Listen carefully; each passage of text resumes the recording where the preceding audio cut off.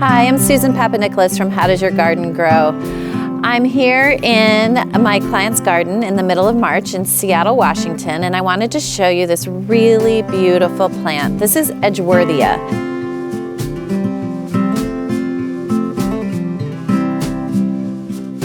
It's a plant I really like to use in my clients' gardens in a spot where I really want something that will stand out or be a focal point year-round. This plant has great winter interest.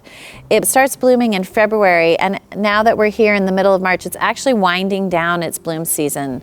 It also has a really beautiful structure to it. It stays like a shrub in height, about 4 to 5 feet, but the shape of it is a little bit tree-like, so it kind of stands out away from the other plants that are around it, which really helps it stand out as a focal point. It has beautiful long green leaves in the summer, a really bright, pretty green, and the texture of them is very bold, so that helps it stand out as well. Then when it loses its leaves in the fall, these little tiny buds are already on the plant. So even from the time it loses its leaves, it's already got its winter interest started. The buds are kind of silvery and tight, like little balls all over these branches. And then as winter progresses, they expand and open up into these clusters of tubular flowers. So these showy flowers are actually little clusters of a whole bunch of tubular little flowers that kind of hang upside down in a little ball at the end of each branch. And each tubular flower has kind of a white outside to the tube, but then the inside is either yellow or orange or even red in some varieties. This one is a yellow. That's really beautiful.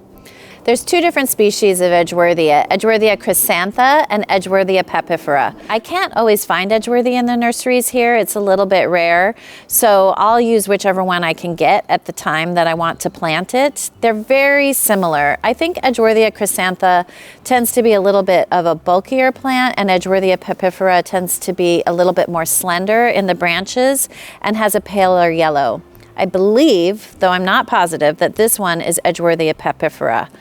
The orange and red varieties are usually found on the Edgeworthia chyrsantha species. As this plant finishes up flowering, the flowers will drop, and in a few weeks it's going to get some really big green leaves on it and will stay leafy green all summer long until next fall when the leaves drop and we've got the silvery buds starting all over again.